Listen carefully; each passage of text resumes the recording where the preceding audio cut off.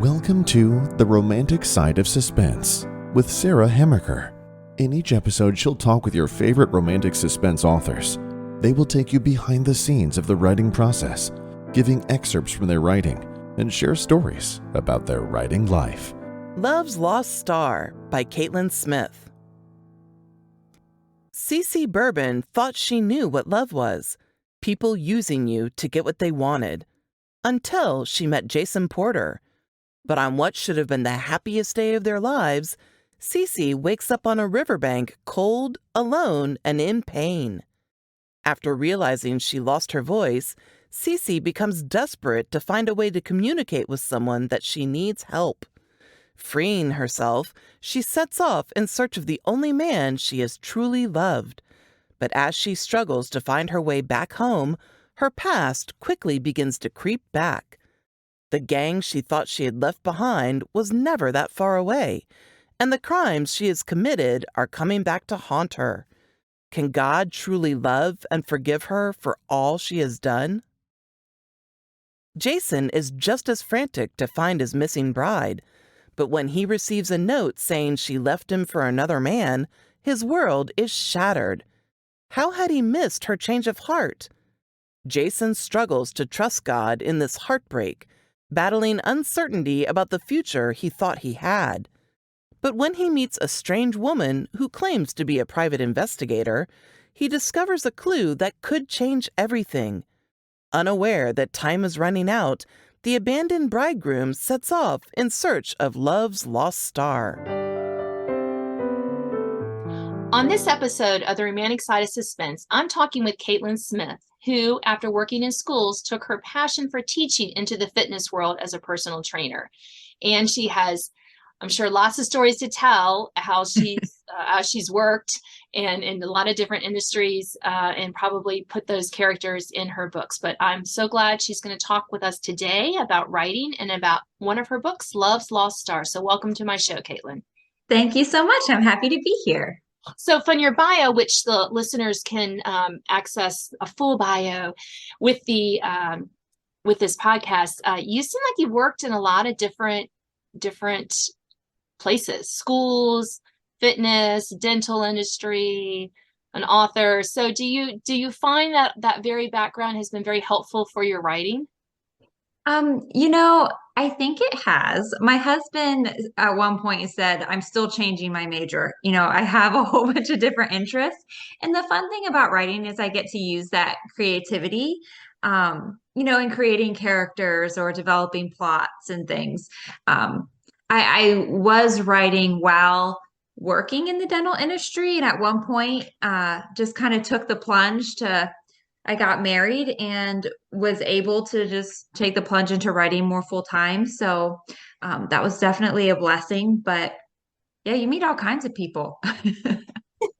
You do. And I don't know about you, Caitlin, but sometimes when I'm out and about, I wish I could just like whip out my phone and say, can you hold it right there and take their pic? Because sometimes I'm like, that's like the perfect villain person, or that's the perfect Yes. sidekick. Or, I've been thinking of my hero and he kind of looks like you, not exactly, but that's just like stalkery. So I don't do it. And I'm sure people who are a little more adept at snapping pictures without looking like they're snapping pictures of people could do it. But I don't know, but that's me. That's everyone me. would notice. Yeah, I know. I mean, like, cause I don't, my phone's like, am I probably like fumbling for it, trying to get it out?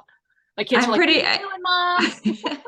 I'm pretty sure there were moments where my husband's like, oh, that looks like, Jackson, one of the villains, or, that guy looks like this person. Because when I started writing it when we were just dating, and I said that true love was the fact that he let me read my book to him while I was working on it.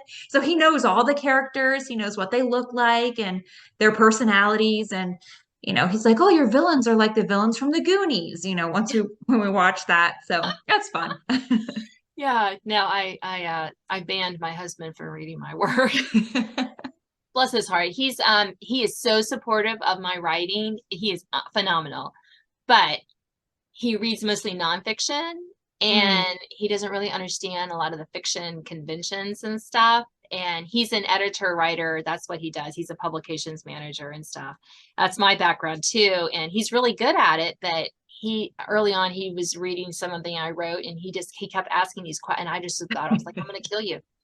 I'm going to literally kill you. And then I'll have, be in jail and not be able to write anymore, but because it just was like, it was stuff like, well, why are they doing this? Why are they doing that? And it wasn't helpful. Why are they doing this? Why are they doing that? It was unhelpful. Yeah. So that was so glad you have a husband who kind of gets it, because not all of them do, but as long as they're supportive, yay, that's the most important thing. Right.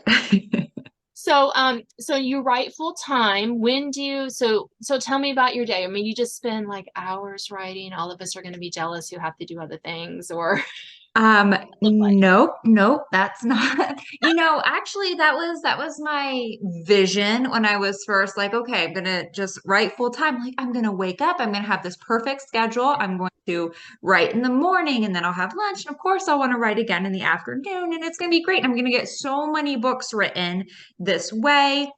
That did not last very long.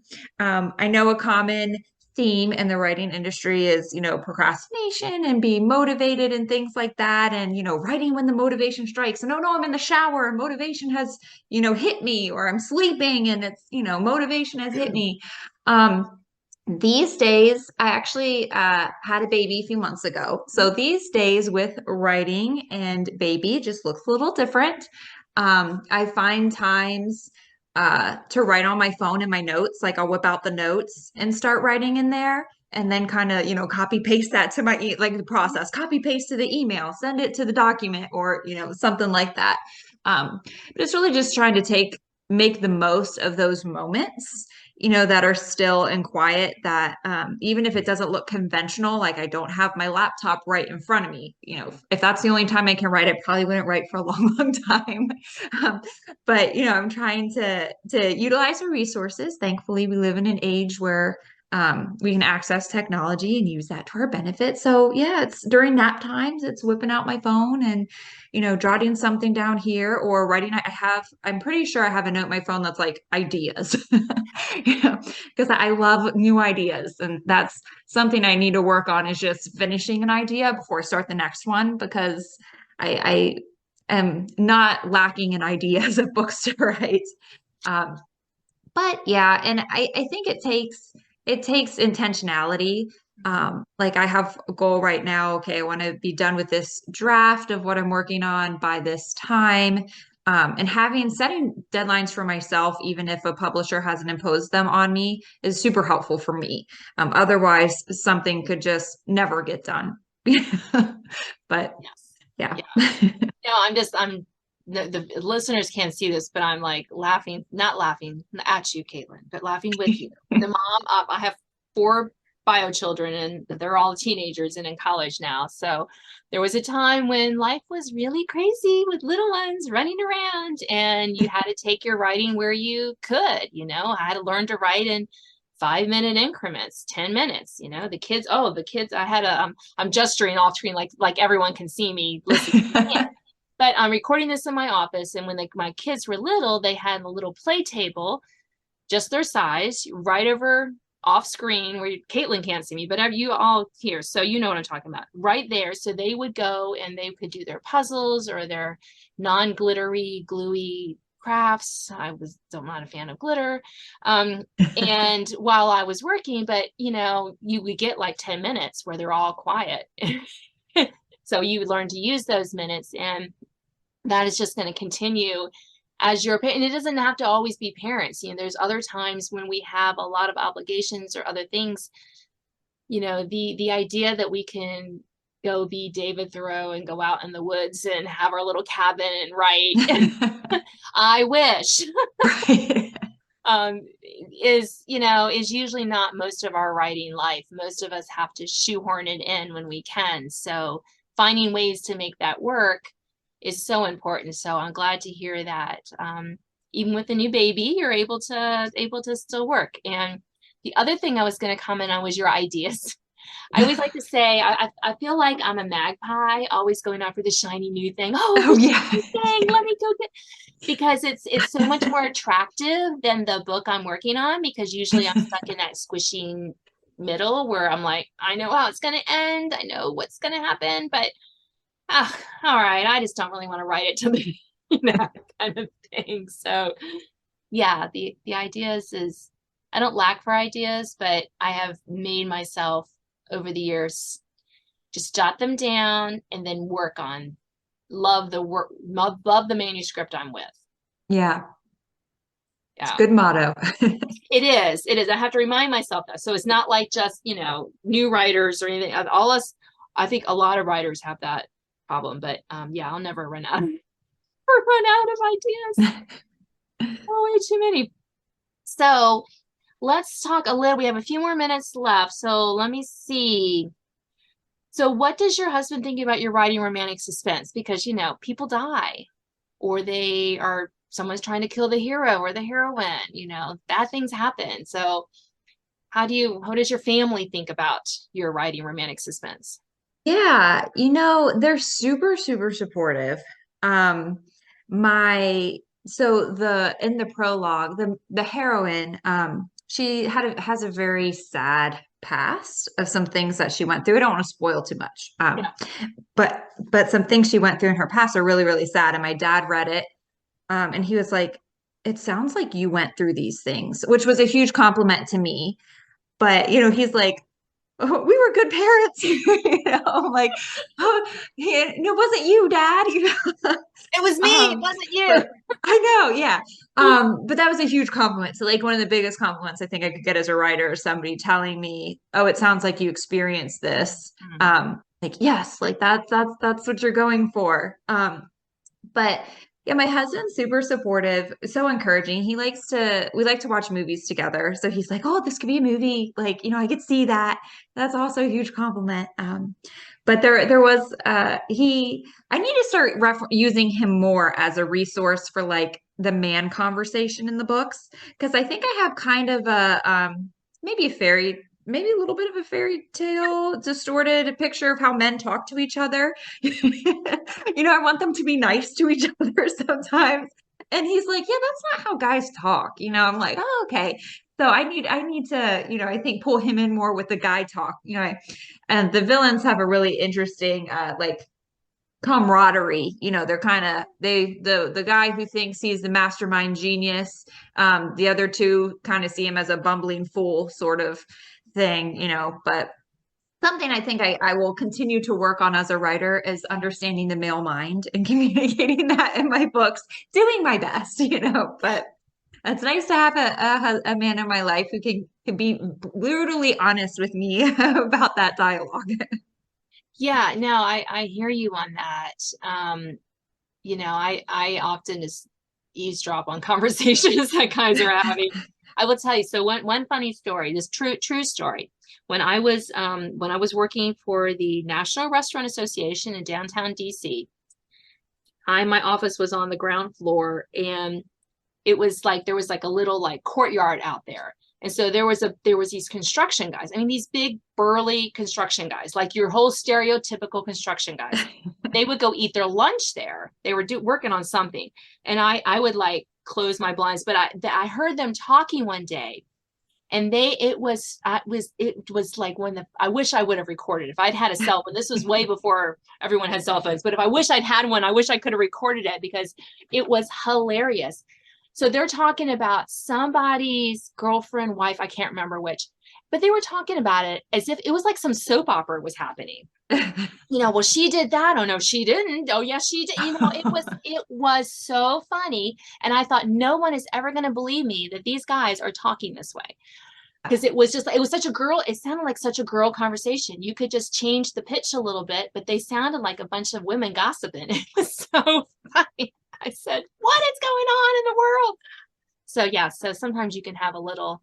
And you were thinking, if I wrote this in my books, people would say, I don't know. Yes, exactly. So I have not written that in my books, but I have thought about it because it was just such a funny conversation. The way that they were joking with this one guy, it was really kind of, totally I was like, I did like peeked out there just to see what they look like because I could just hear them because I always kept the blinds closed, and I was like, oh my goodness, these poor guys sitting out there eating from their lunch bite. It was pretty funny. really funny. So yeah, Everyone's personality is different anyway, right? So you're like, this is the personality. This is how this character is. Okay. right. Stop messing with it. I created them. I can give it whatever they want. So, how do you ensure that your books are accurate? We talked a little bit about, getting the male perspective right. How else do you make sure that you have, that your books are believable? Yeah, I think that like with this book, I really I wanted readers to really get the message about like redemption and fresh start. And this character, has made some big mistakes in her life, and kind of is trying to start fresh. And here these mistakes are kind of coming back to haunt her. And I think kind of drawing from some of the feelings we have, personally, like I think a lot of us have experienced like maybe feeling guilty about something or feeling like shame or there's something that we wish we could go back and erase from the slate of our lives. Um, so kind of trying to draw from some of those emotions to paint her as a character to understand, okay, how is she really feeling about all of this, especially as somebody who thought everything was behind her, having it thrust in her face. And that's where the faith message kind of comes in too. Yeah. Well, that's a great setup for ending our show. Unfortunately, we are out of time, but thank you so much for being on my show today. It was a pleasure. Thank you for having me. You have been listening to The Romantic Side of Suspense. I'm your host, Sarah Hamricker, and I've been talking with Caitlin Smith. You can hear an excerpt from her book, Love's Lost Star, after this. Now an excerpt from Love's Lost Star by Caitlin Smith. Prologue, July 18th, 1983.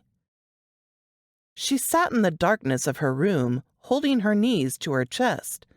The only light was that of a soft glow issuing forth from an outlet on her wall. She looked out the window from atop her bed. It was a black night. Intense rain had wreaked havoc on her life the past 2 days, and the storm clouds still hovered tonight, blocking any light that the moon or stars tried to offer. When it rained outside, it poured inside. Rain meant Papa and Mama were bored, and bored parents spent more time with her. Slowly, she released the hold of her knees and let them drop to the side. She stared down at her forearms. In the dim light, she could see large black and purple marks from all the time she and her parents spent together. The biggest ones were from Papa. From what she understood, it sounded like he had lost money this week, from a race or poker or something. Anyway, if she hadn't been such a distraction, he would have been able to focus and win. She had to learn her lesson somehow, and Papa deemed this way best. She shifted her eyes toward the meek light coming from the wall to her right. It was a star, the night light. She had always liked stars. They were sparkly, and somewhere along the way, she heard that if she saw the first star of the night, she could make a wish. She sighed. She couldn't see any stars out tonight. Instead, she gazed at the plastic imitation on her wall, closed her eyes tight, and made a wish. She knew it wouldn't come true, but it was worth a shot.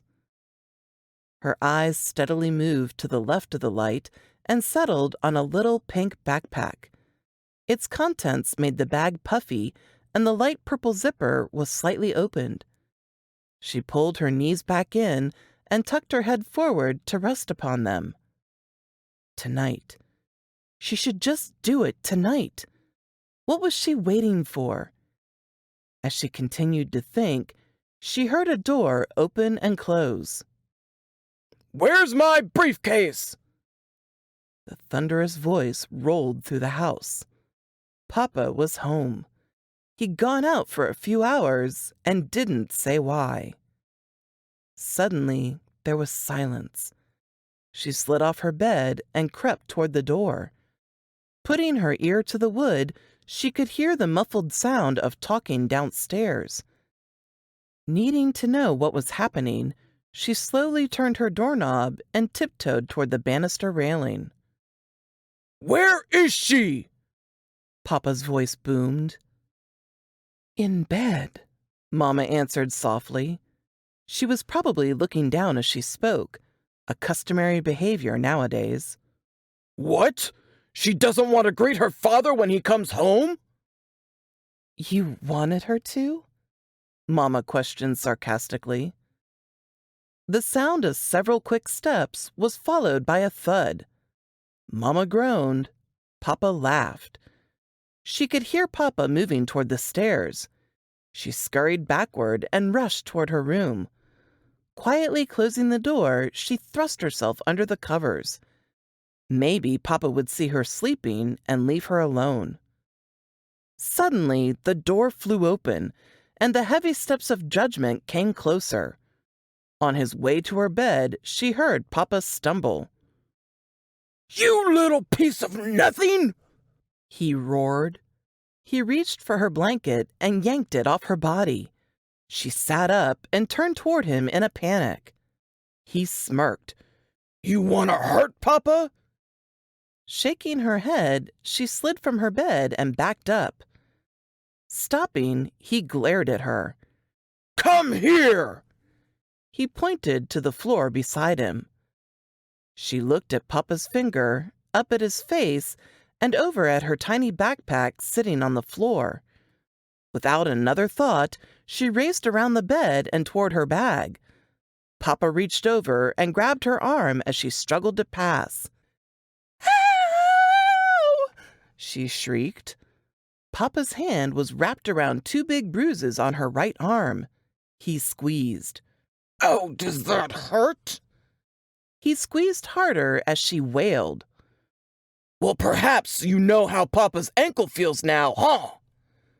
He reached for the doll over which he'd stumbled and threw it against her bed. Tears streamed down her face as she jumped, driving both heels into Papa's foot as she landed. He gasped, but before he could stop her, she ducked between his legs and lunged toward her bag. After grabbing it by a strap, she raced out the bedroom door. "Hey!" he hollered as he chased after her. She hopped on the banister rail and slid down the stairs. Landing swiftly on her feet, she glanced right and made eye contact with Mama, curled in a ball against the floor. Mama's eyes were surrounded by puffy red skin, her thick tears concealing the once golden flecks within her auburn eyes. The gold had faded years ago, and it seemed her light would be gone forever. Although she looked at Mama for a split second, it felt like an hour. The frozen moment shattered when Mama shook her head and looked away. She was right to leave. Nobody cared anymore. Not even her own mother. Spinning her head around, she saw Papa wobbling down the stair. There were no more seconds to waste. She quickly turned and ran out the front door. Papa's yelling followed her down the sidewalk, although he wasn't close enough to catch her. "You come back here this instant! Do you hear me? I mean now!" Still shocked by what was happening, she kept running. She'd been planning her escape for months, and although she had desperately wanted to leave, she questioned if she actually could. In her final strides down the front yard, she could faintly hear Papa's final words. "Young lady, there will be nothing for you if you don't return this instant. Your mama and I won't love you anymore." Her heart sank and she slowed to a walk. She had only heard Papa use that word a few times in his life. Whenever he said it to her, it was in conjunction with punishment. If Mama and Papa's way of loving meant pain, then perhaps she didn't want their love after all. She glanced back at the house. Wiping the tears from her cheeks, she frowned. She was done caring about people. She didn't need love. As far as she was concerned, all she needed was herself. She was done with that house and would never go back. Rubbing a wet hand against the soft fabric of her leggings, she huffed and started running again. This was the last time she'd ever let someone make her cry. From now on, nothing would break her heart. Thanks for listening to The Romantic Side of Suspense with Sarah Hammaker. If you enjoyed this episode, please leave a review. You can sign up to receive notifications of upcoming podcasts and listen to previous editions at sarahhammakerfiction.com.